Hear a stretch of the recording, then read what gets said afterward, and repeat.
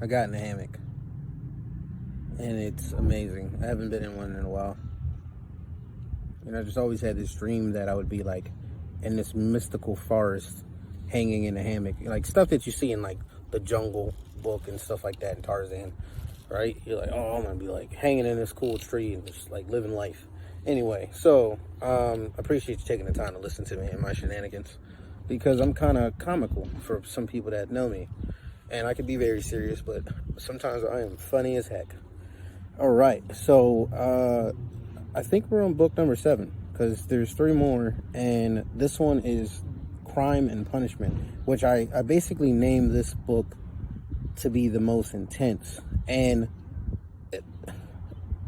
it's a lot of stuff going on in this book, and I had to listen to this audiobook, the taking on this book, like multiple times. It took me longer, and that's why I couldn't listen to the other 2 books, because this one took a lot more to dive in depth to figure out the secrets that it was withholding. It was like the ultimate battle of wits. So the theme, well, the author is Russian, so that kind of gives you some perspective that this book is going to be like, there's going to be sad, sorrow, there's going to be a lot of like hurt, there's a lot of stuff that goes in this story, and there's so many different characters that are being played in the story. So, you take from what it is if you ever read it. And I think this book is like 500 pages. So like, it definitely did take a longer time to understand it. There's a lot of filler. There's a lot of like dry reading. And I've had a bunch of dry books that I read, and it took me forever to read them. So I knew if I like had this book personally in my hand, I might not finish it. But listening to it, I'm glad I did, because it was very intense. And it could be like, you need to train your mind to withstand mental attacks. So essentially, the theme is brutally honest. Let me start over. Brutally honest with an intense, dramatic mystery of anti-movements formed by their psychology. So there's like a warfare of like each person's psychology and what is being happened to them in the story, and they're all going through like craziness, right? Because it's like Russia during like I'm not sure if this is during the Soviet time or whatever when it was written. It was probably way before then, but the story of the book itself like was just during harsh times during Russia, and it just shows you some play of what's happening during the story, and like things that people are putting themselves in positions that they shouldn't be, right? The psychology of moral choices. That can basically really sum up the book itself, because if you make a choice, you got to live by it, right? And the psychology of it is that it's very interesting why people do the things that they do. All right. What is the right way to live? That was a question I wrote down because I saw it and heard it throughout the book, and I was just like I heard like the context of the story, and that's what I basically had to write to understand what I was I was reading or listening to, and like what is the right way to really live. So that's basically what's happening during this time of this like sad, dramatic horror story of a life that it was brutally honest, and very like really in depth of the person's like privacy, so which way is really the right way to live, and essentially I'm going to say it again. What is the right way to live? Poised or selfish? You take from what that is, right? It's a very hard question. All right, I'm going to butcher his name again, because I said that the story was by Crime and Punishment, and that was the name of the book, but it's by I want to say Fyodor, but it's not. It's like Fyodor Dostoevsky, right? And I butchered that again. And a lot of people, like a lot of scholars, will name him second to Shakespeare because of his like intense writing, his wordplay. Like he's very good at that. A lot of people, like I believe Einstein named him as like one of his favorite artists, or authors, I should say. And then he was coined by society the only psychologist. That's huge, right? position yourself within an intelligent argument or stay ignorant in silence on social, political debates. Right? And not to get political or anything, but Russia was a very political and probably very much still a political country. And, during that time, they were like, know what you're speaking of. If you don't have a valid point, don't make, what's the word I'm looking, don't make the man straw argument. I might have said that backwards or wrong, but there's an argument basically where you kind of come in, you hear someone's side of the story, and then you take what you see of it and exhaust it and then argue about that when it was nothing about that. And that's basically like the straw man argument. Maybe that's the right way of saying it. Someone correct me in the comments. And basically, if you don't know anything about that story, if you don't know anything about that and you didn't put yourself in that person's shoes, you shouldn't be debating on it. That's basically what that was. And be intelligent when you go into that argument, because someone is going to shred you. All right, what does it mean to be human? That plays into, again, what is the right way to live? So you got, what does it mean to be human? And that's a hard question to answer. And I think it's a lot. It's a lot to being human, and you go through a lot of emotions. And that's why I say it's the psychological standpoint and the psychology of it, because human beings are very emotional. Like, you experience a lot of stuff. You experience heartbreak, love, misery, self-torment, guilt. There's a gluttony side. There's a greed side. There's a selfish side. There's a hateful side. There's an angry side. There's an envy side. There's a happiness side. There's so many different emotions that you're going through. So I feel like that's why they say that he's the only psychologist.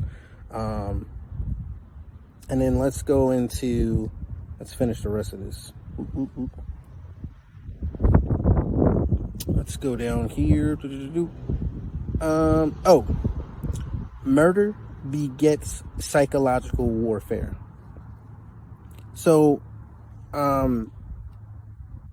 there's a guy in the story that basically kills like 2 people, because he basically, I'm gonna write what he says afterwards, but he basically feels that these people are not contributing to society. They're just like hoarders of wealth, and they're not using the money to help anyone else in the community. So he feels that he should just kill them, because he feels that he could use the money better and their status better. And so he was like, and then he thought he was so smart and so just in his way that he could do it and get away with it. But the problem is murder begets psychological warfare. So he killed them, got away with it, but then his self-torment ate him alive. So he really didn't really get away with it. So this is the part I was talking about. So there are many characters in the book, but one man says, great men do what other great men do not. Which is true. If you're great amongst great men and you're doing something that they wouldn't do, which makes you the great man.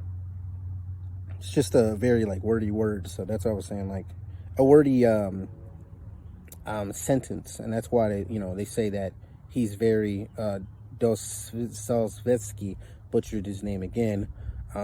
He's very second to Shakespeare. I got a lot more that I wrote on this book. Taking something or killing another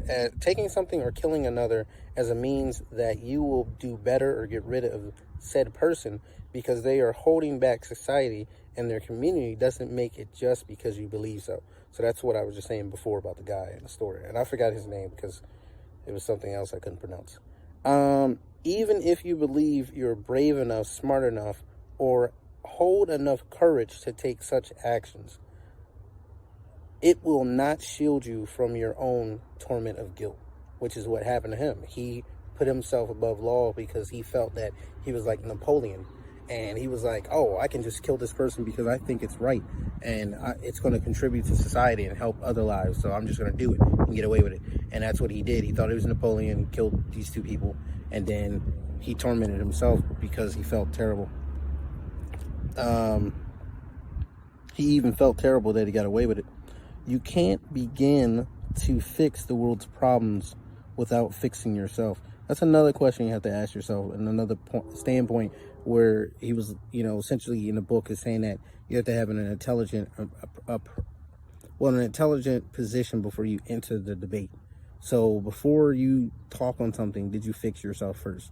Which is like in the lottery, did cast who basically in that part of the story, like in the Bible's part, cast whoever feels that they feel like this person should die for whatever cause they are, or if you're without sin or flaws, then cast the first stone, right? So that's like in this part, if you didn't work on yourself first, you shouldn't be judging someone else or even trying to help them.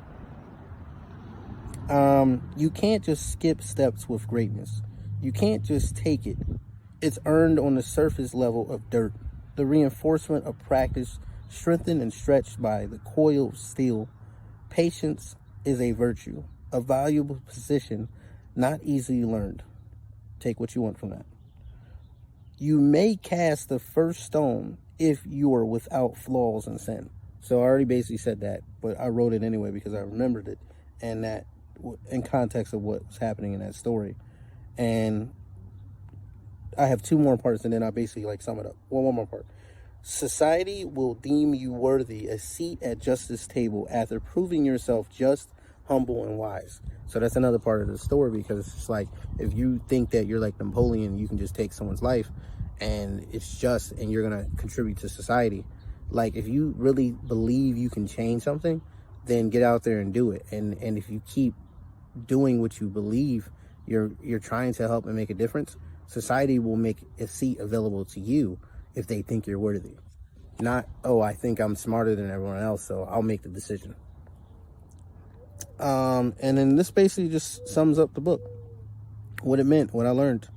If you want to change the world, then actually change it. Like, I guess it's like, don't just be talking stuff to talk it because you feel like it's going to make yourself feel better, right? And we all put ourselves in positions like that. You want to talk up a great fight, but can you be about it, right? So you want to say how you're doing something, but you're not actually doing it. And I put myself sometimes in positions like that too, because I was just like, man, I want to do all this stuff, and I was talking about it, but then was I actually really living by it? So I fell off of social media and a lot of different things, because I was like, that whole part about that selfishness, you need yourself first. And social media could be really exhausting at times, and just being social in general. So I was like, let me fall back. Let me move in silent. Let me do what I want to do. And when I fail, I fail. But when I succeed, you will see. Right? So in this whole aspect of it, if you really believe you can change the world, then go out there, start doing it, run for political office, get in places of the justice system, wherever you can, and make a difference and do it.